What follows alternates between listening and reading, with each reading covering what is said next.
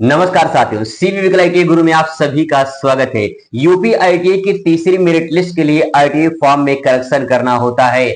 ITI form की correction की date आ चुकी है। मैं पहले ही आपको बता चुका हूं 31 तारीख से फॉर्म की डेट करेक्शन की डेट जो है वो शुरू हो रही है और इसके बाद जो है 2 सितंबर तक जो है करेक्शन चलेगा। टाइम ज्यादा नहीं रहेगा, इसीलिए आपको एक्टिव रहना है और उसके बाद जो है अपने फॉर्म में सही तरीके से करेक्शन करनी है। आप सभी के बहुत सारे सवाल हैं, यहाँ पे आप देख सकते हैं। कुल मिला के यहाँ पे लगभग 10 सवाल हैं जो बहुत ही ज्यादा पूछे जाने वाले थे। बार बार रिपीट जो है ये सवाल थे और मैंने यहाँ पे 10 सवाल आपके सेलेक्ट किए हैं। तो इन्हीं सवालों का जवाब देने वाला हूं। हो सकता है कि आपका भी एक सवाल इसमें से हो।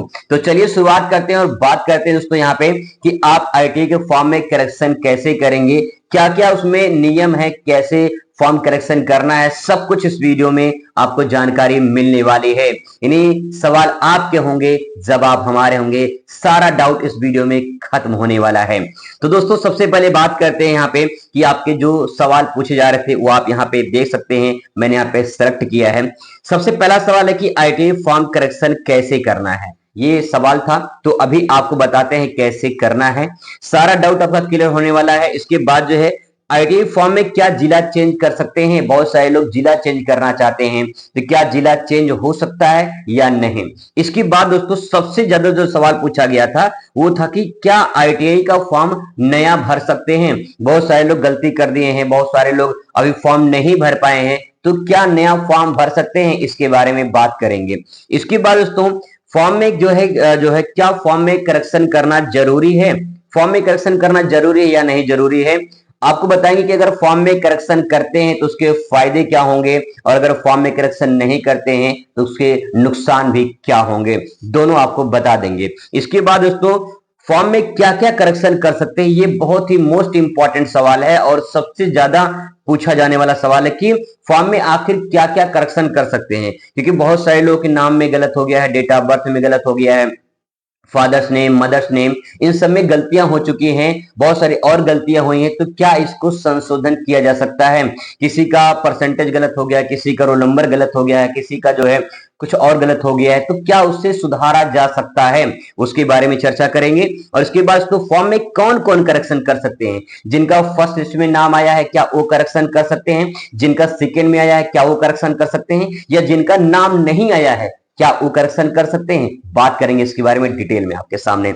इसके बाद दोस्तों नया कॉलेज क्या नया ट्रेड भर सकते हैं, ये भी बात करेंगे। और इसके बाद जो है जो तीसरी मेरिट लिस्ट है, जिनको बेसब्री से इंतजार है आखिर तीसरी मेरिट लिस्ट कब आएगा, उसके बारे में चर्चा करेंगे।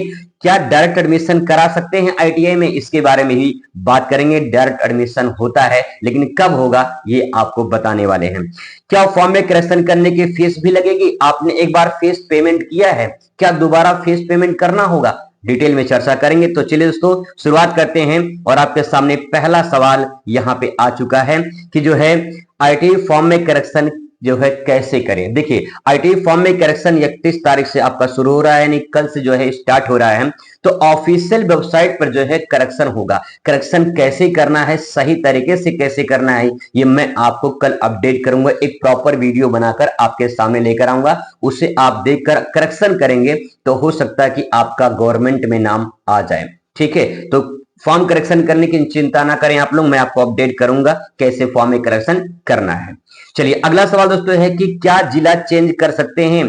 जैसे आप अपना जिला चेंज करना चाहते हैं तो क्या जिला चेंज हो सकता है। देखिए जो गृह जनपद है, जब आप फॉर्म भरते हैं तो गृह जनपद भरते हैं, उसमें गृह जनपद में जो है आप अगर प्रदेश स्तर पर भर देंगे तो अपना जिला चेंज हो जाता है। तो जिला आप चेंज कर सकते हैं, कोई दिक्कत नहीं है।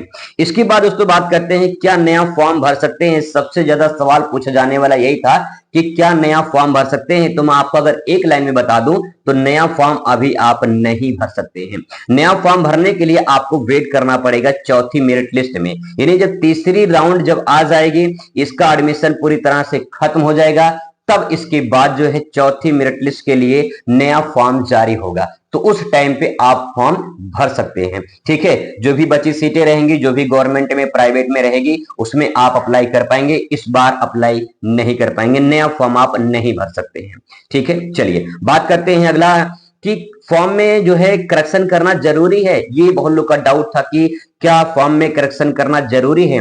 तो सबसे पहले यहाँ पे मैं अगर इसके फायदे बता दूं तो फायदे क्या है पहले ये समझ लीजिए, फिर नुकसान बताते हैं। फायदे में दोस्तों ये है कि अगर आपने फॉर्म में करेक्शन कर लेते हैं तो फायदा ये होगा कि जैसे मान लीजिए जो भी आप ट्रेड भर रखे हैं उसमें सीटें मान लीजिए 1 बची है या 2 बची है या फिर मान लो 5 सीटें बची है, या इलेक्ट्रीशियन फीडर की मान लीजिए अगर जो है शून्य हो चुका है, 0 हो चुका है, तो आपको फॉर्म में करेक्शन करना जरूरी है। क्योंकि अगर फॉर्म में करेक्शन नहीं करेंगे इसका मतलब ये है कि तीसरी मेरिट लिस्ट में नाम ही नहीं आ पाएगा।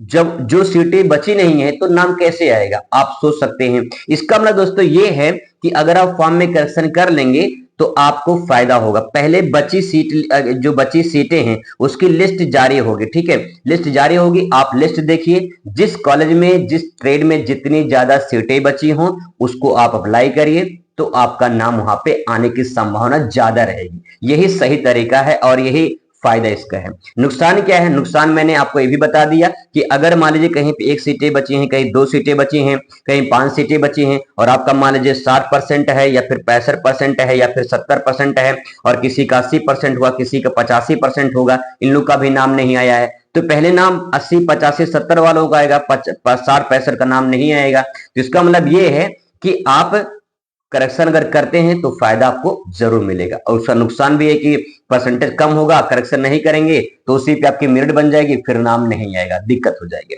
ठीक है, आगे दोस्तों बात करते हैं यहाँ पे कि फॉर्म में कौन कौन करेक्शन कर सकता है। तो फॉर्म में करेक्शन देखिए, जिनका फर्स्ट राउंड में नाम आ चुका है और एडमिशन करा लिए हैं, जिनका सेकेंड राउंड में नाम आ चुका है, एडमिशन करा लिए हैं। दूसरी बात यह है कि अगर आपका फर्स्ट या सेकेंड राउंड में आ चुका है, चाहे एडमिशन कराए हो या ना कराए हो, आप करेक्शन नहीं कर सकते हैं। जो जिनका नाम नहीं आया है, ना तो फर्स्ट में आया है ना तो सेकंड में आया है, वो लोग अपने फॉर्म में करेक्शन कर सकते हैं, उन्हें को इजाजत मिलती है।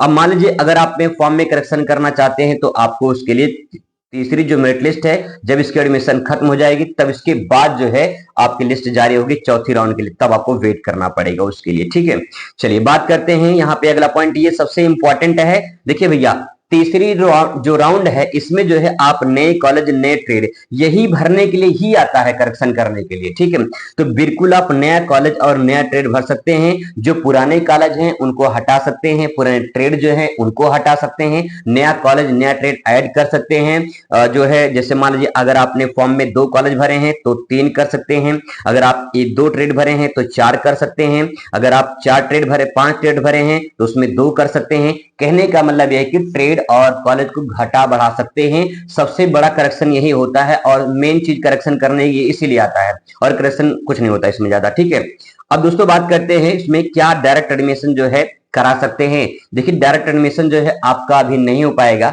डायरेक्ट एडमिशन होता है चौथे राउंड में। ठीक है, जो चौथी मेरिट लिस्ट आती है उससे पहले तीसरी राउंड जब खत्म हो जाएगी तब उसके लिए एक नया फॉर्म आएगा, नया फिर करेक्शन डेट आएगा, फिर चौथे राउंड के लिए डायरेक्ट एडमिशन वहां पे होता है। ठीक है, आगे बात करते हैं दोस्तों कि जो है फॉर्म में जो है करेक्शन करने के लिए क्या फीस लगेगा।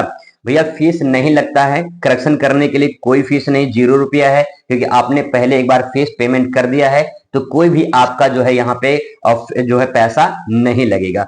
तो यहाँ पे दोस्तों जो मैंने आपको बात कर दिया है, एक पॉइंटर बचा है कि फॉर्म में क्या क्या करेक्शन कर सकते हैं। तो फॉर्म में जो है जैसे आप अपना उपवर्ग जो है आप उसे चेंज कर सकते हैं। ठीक है, उपवर्ग। ठीक है, उपवर्ग में जैसे आपने फ्रीडम फाइटर लगा दिया है या फिर जो है स्पोर्ट कोटा लग गया है तो आप उसे चेंज कर सकते हैं। अगर आपका जेंडर चेंज हुआ, जैसे कि जो फीमेल हो चुका है मेल हो चुका है, तो आप इसे भी संशोधन कर सकते हैं।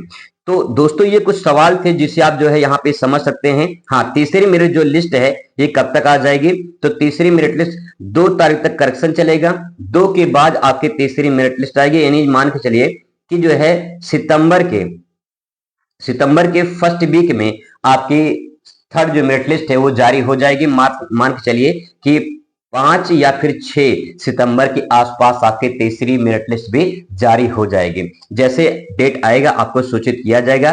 फिलहाल दोस्तों मैंने आपको सारे डाउट क्लियर कर दिए हैं। आई होप आपको जो है समझ में आ चुका होगा। मुलाकात करते हैं कल जब इसकी लिस्ट जारी होगी तब। Thanks for watching.